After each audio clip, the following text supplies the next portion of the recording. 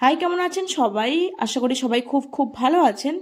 আজকে আমরা আবার একটা পড়াশোনার টপিক নিয়ে ডিসকাশন করব, যেটা কিনা আপনার প্রতিদিনের কাজকর্মের ক্ষেত্রে, প্রতিদিনের লাইফে আপনার খুব খুব করে প্রয়োজন পড়বে।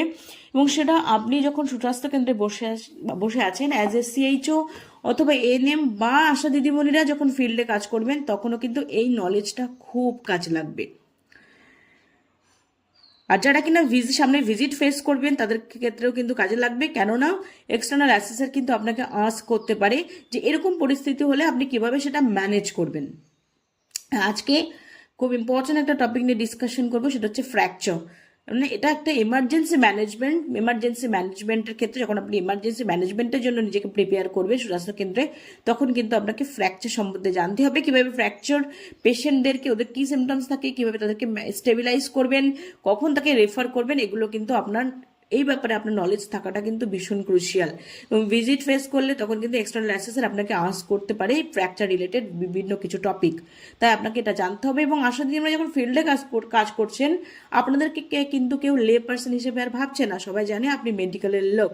স্বাভাবিকভাবে আপনাকে কিন্তু আস্ক করতে পারে, কোথাও কারোর ফ্র্যাকচার হলে বা কিছু হলে আপনাকে আস্ক করতে পারে যে ম্যাডাম কাইন্ডলি বলুন আমরা কী করবো সেই পেশেন্টটাকে। তখন কিন্তু আপনার নলেজটা যদি ক্লিয়ার থাকে, কিছুটা ক্লিয়ার থাকলে অন্তত তাকে গুড সাজেশনটা দিতে পারবেন। তাই সবার ক্ষেত্রে এই নলেজটা কিন্তু ভীষণ দরকার।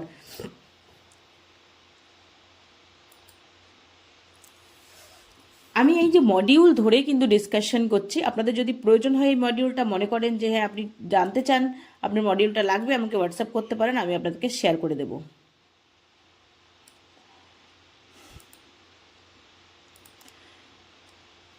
দেখুন, আমরা এই মডিউলে কি শিখবো? আমরা মডিউলে শিখবো most common manifestation of a road traffic accident অথবা trauma after bleeding. Road traffic অ্যাক্সিডেন্টের মোস্ট কমন ম্যানিফেস্টেশনগুলো কী হতে পারে সেটা আমরা জানবো। বেসিক্স অফ ফ্র্যাকচারের বেসিক, ফ্র্যাকচার কাকে বলে কি সেটা আমরা জানবো।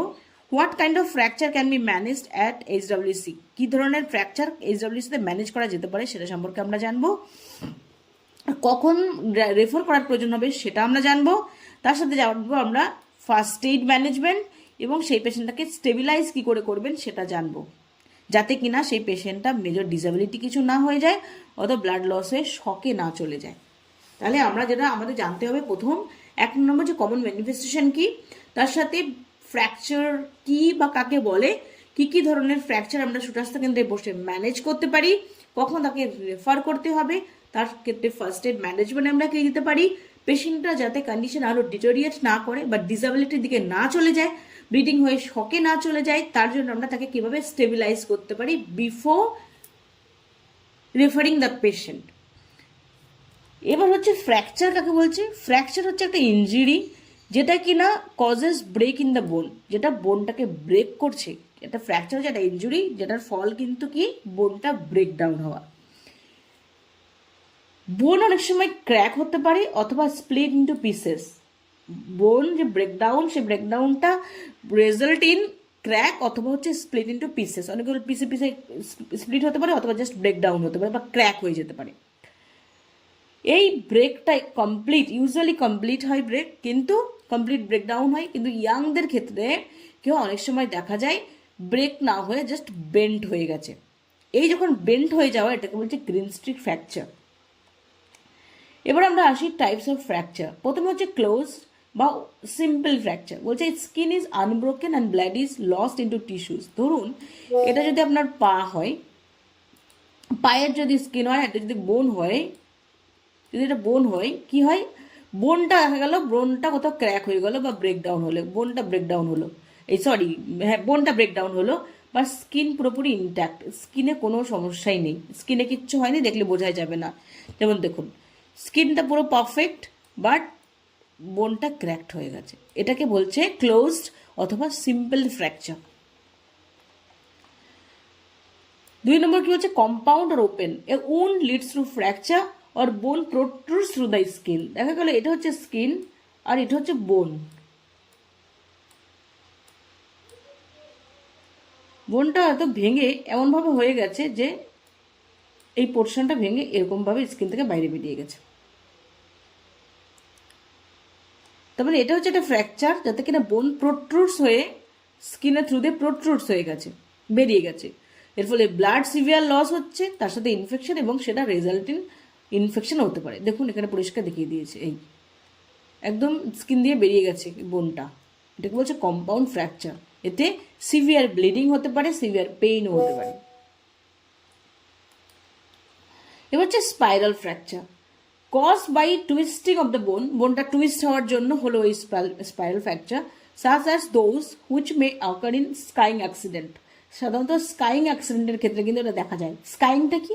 স্কাইং হচ্ছে একটা রিক্রিয়েশনাল অ্যাক্টিভিটি, অথবা হতে পারে এটা একটা কম্পিটিটিভ অ্যাক্টিভিটি, যেটা কিনা সাধারণত পাহাড়ি এরিয়াতে, মানে হ্যাঁ পাহাড়ি এলাকাতে, যেখানে কিনা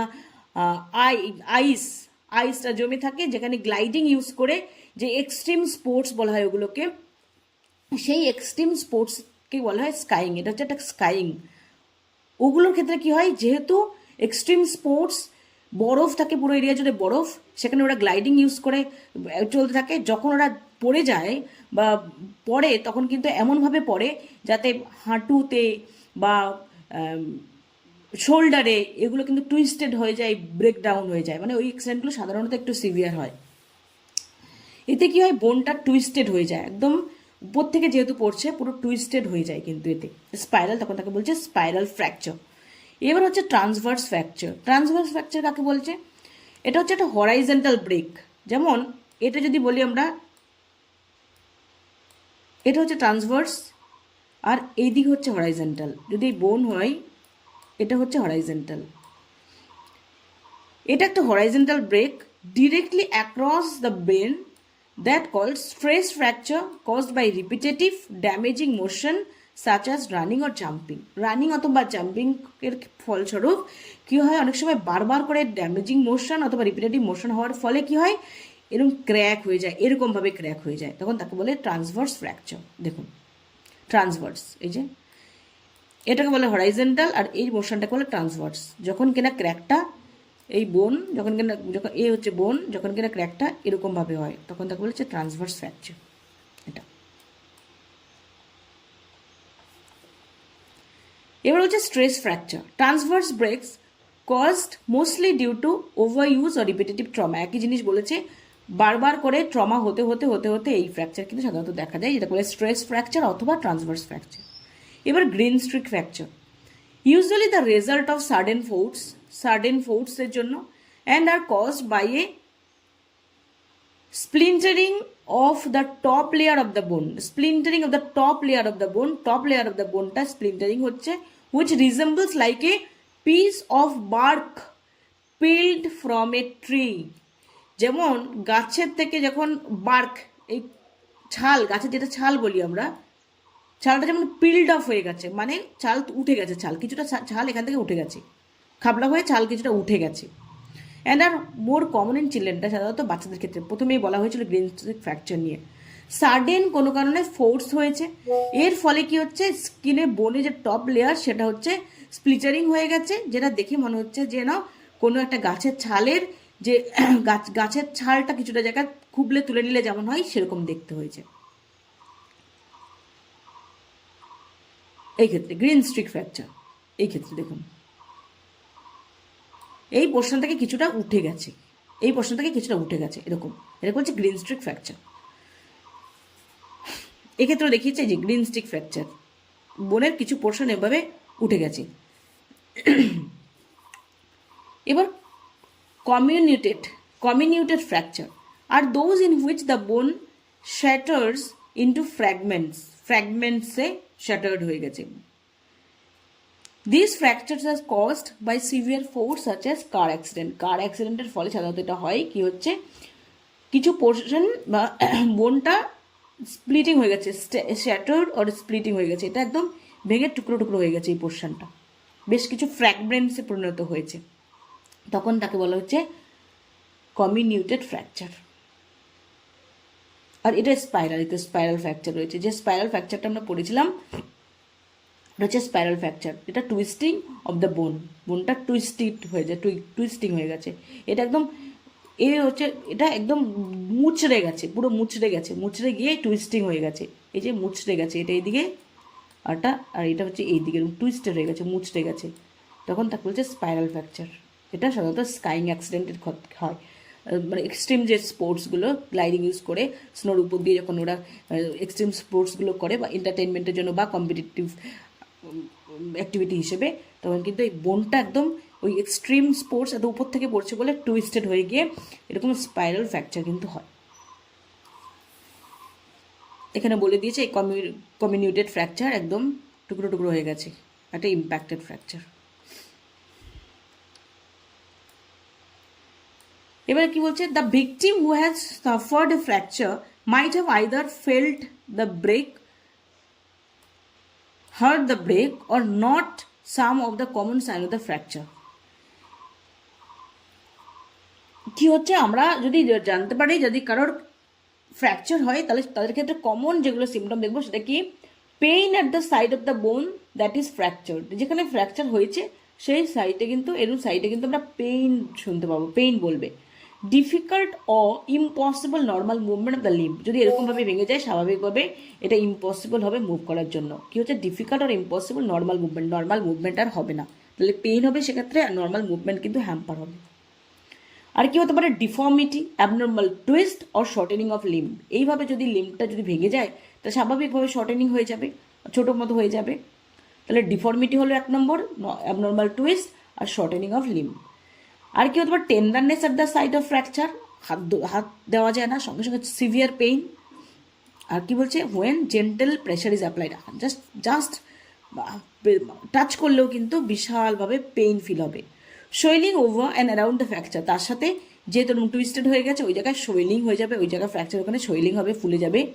ব্রুইজিং at the site of fracture, তার সাথে ওখানে একদম কালশিটে টাইপের একটা লালচে অথবা পরের দিকে কালশিটে হয়ে যায়, সেখানে একটা স্কিনের উপরে বোঝা যাবে যে ওখানে কিছু একটা হয়েছে fracture. A coarse grating sound if one end of the bone moves against the other, একটার উপরে যদি আরেকটা বোন চলে যায় তখন কিন্তু একটা কোর্স গ্র্যাটিং সাউন্ড কিন্তু একটা দেখা দেবে। দিস ইজ কল্ড ক্রেপিটেশন, এরকম একটা সাউন্ড কিন্তু ওখান থেকে পাওয়া যাবে। In case of fractures, most you will be need to stabilize the area using makeshift splint and refer to the higher facility. যখন এরকম হবে, এরকম ফ্র্যাকচারের ক্ষেত্রে সাধারণত তাকে আমাদের কী করতে হবে, স্টেবিলাইজ করে তাকে রেফার করতে হবে। এইবার যে স্টেবিলাইজ আমরা করব, স্টেবিলাইজেশন কিভাবে করব, প্রোটোকলটা কি স্টেবিলাইজ করার, প্রথমে একটা আইভি অ্যাক্সেস করব, সিকিউর আইভি অ্যাক্সেস, আইভি ক্যানিউলা সেটা আমরা পরিয়ে দিয়ে তাকে আইভি ফ্লুইড দিয়ে দেবো। যদি দেখা যায় যে সেখানে প্রচুর পরিমাণে ব্লাড লস হয়েছে, আইভি ফ্লুইড আমরা চালিয়ে দেবো। অ্যানালজেসিক দেবো, stop any bleeding by applying direct pressure and by elevating the injury side. তারপরে কি করব, যদি ব্লিডিং হয়, যাকে ব্লিডিং, অবশ্যই আগে আমাকে ব্লিডিংটা থামিয়ে দিতে হবে ডিরেক্ট প্রেশার দিয়ে, অথবা ইনজুরি সাইডটাকে এলিভেট করে আমরা ব্লিডিং থামাবো, আইভি একটা চ্যানেল করব, আইভি ফ্লুইড দেবো, অ্যানালজেসিক অ্যাডমিনিস্টার করব। Ice pack may be used for close fracture, যেটা বলেছিলাম স্কিন, এখানে বোনটা ভেঙে গেছে, বোনটা ব্রেকডাউন হয়েছে কিন্তু স্কিনের কিছু হয়নি, স্কিনটা পুরো ইনট্যাক্ট, সেক্ষেত্রে কিন্তু আমরা কী করবো, আইস প্যাক ইউজ করতে পারবো to lessen the pain and swelling. Pain এবং সোয়েলিংটা কমানোর জন্য আমরা তাকে এখানে একটা আইস প্যাক অ্যাপ্লাই করতে পারি যদি কিনা বোনটা ব্রেকডাউন না হয়। Immobilise using splint or minimize movement of the injury site to avoid further injury, যাতে ফার্দার আবার ইঞ্জুরি না হয় সেটাকে ঠিক করার জন্য আমরা কি করতে পারি, ওই জায়গাটা যে ফ্র্যাকচার এরিয়াটা সেখানে একটা স্প্লিন্ট ইউজ করে যাতে ইমোবিলাইজ করতে পারি অথবা তার মুভমেন্টটাকে কমাতে পারি, সেটা আমরা দেখব। তাহলে মানে আমরা যদি ক্লোজ ফ্র্যাকচার পাই সেক্ষেত্রে আমরা একটা তার উপর ফ্র্যাকচারের উপরে আইস প্যাক অ্যাপ্লাই করতে পারি যাতে তার পেইনটা কমে, সোয়েলিংটা কমে। আর কী করতে পারি, যদি ব্লিডিং হয় সেক্ষেত্রে ডিরেক্ট প্রেশার দিয়ে আমি ব্লিডিং সাইডকে প্রেশার দিয়ে ব্রেনটাকে স্টপ করলাম, আইভি চ্যানেল করে দিলাম, আইভি ফ্লুইড দিলাম, দেন তাকে অ্যানালজেসিক অ্যাডমিনিস্টার করলাম। এক্ষেত্রে আমাদের যে প্রোটোকল ফলো করতে হবে সেটা হচ্ছে রাইসার, রেস্ট, আইস অথবা ইমোবিলাইজেশন আই দিয়ে, সিতে হচ্ছে কম্প্রেশন, ইতে এলিভেশন অ্যান্ড আর এ হচ্ছে রেফারেল। প্রথমে কি বলছে, injury such as sprains, strains and fracture can happen easily. ইনজুরির ফলে যে ইনজুরি কি বলছে, স্প্রেইনস হতে পারে, সেটা স্ট্রেইনস হতে পারে। স্প্রেইনস কাকে বলছে, স্প্রেইনস হচ্ছে কোনো একটা ইনজুরি যেটাতে কিনা লিগামেন্ট জয়েন্টের সাইডে যে জয়েন্টের মধ্যে বা জয়েন্টের সাইডে যে লিগামেন্টগুলো থাকে সেটা কিন্তু ইনজুরি হয়ে যায়। এটা কিসের ফলে? হঠাৎ করে কোনো কারণে টুইস্ট হলো অথবা ফোর্স, নর্মাল যে মুভমেন্ট সেই নর্মাল মুভমেন্টের ওখানে নর্মাল মুভমেন্ট ব্যাঘাত হওয়ার ফলে, যেভাবে আমরা নর্মাল মুভমেন্ট করি সেখানে কোনো কারণে ফোর্সফুলি সেখানে ব্যাঘাত হয়েছে বা কোনো রকমভাবে অ্যাক্সিডেন্টের ফলে বা ব্যাঘাত হওয়ার ফলে আমাদের ওই পোর্শনটা টুইস্টেড হয়ে গেছে অথবা বেন্ড হয়ে গেছে। বেন্ড হওয়ার ফলে ওইখানকার যে মাসেল এবং সেটা পরে সেটা কিন্তু লিগামেন্টে একটা স্ট্রেস হয়েছে বা টিয়ারিং হতে পারে, কোনো স্ট্রেস হচ্ছে লিগামেন্টে বা কোনো টিয়ার হয়েছে। এর ফলে ওই ইনজুরির ফলে যে লিগামেন্টে টিয়ার হয়েছে অথবা স্ট্রেস হয়েছে সেটাকে বলছে স্ট্রেন। আমি একটা ছবি দেখাই। হ্যাঁ, এই দেখুন, দেখা গেল আমার পা, এটা হচ্ছে পায়ের পাতা, এমনভাবে পায়ের পাতাটা পুরো বেঁকে গেছে যার ফলে এখানকার যে লিগামেন্ট রয়েছে সেখানে কোনো হতে পারে লিগামেন্টটা টিয়ার হয়ে গেছে অথবা লিগামেন্টে একটা স্ট্রেস, চরমভাবে একটা স্ট্রেস হয়েছে, সেটাকেই বলছে স্প্রেন। যেটা কিনা অ্যাঙ্কেলের ক্ষেত্রেও হতে পারে। অ্যাঙ্কেলটা নর্মাল যেমন হয় সেটাতে মুভমেন্টে নর্মাল যে মোশন সেটা থেকে অপোজিট একটা মোশন হয়ে গেছে। এর ফলে কি হচ্ছে, ওখানে একটা স্ট্রেস হয়ে যে বোনে জয়েন্টের মধ্যে যে লিগামেন্ট থাকে সেগুলোতে একটা স্ট্রেস অথবা একটা ব্রেকডাউন হতে পারে, সেটাকে বলছে স্ট্রেন, স্প্রেন।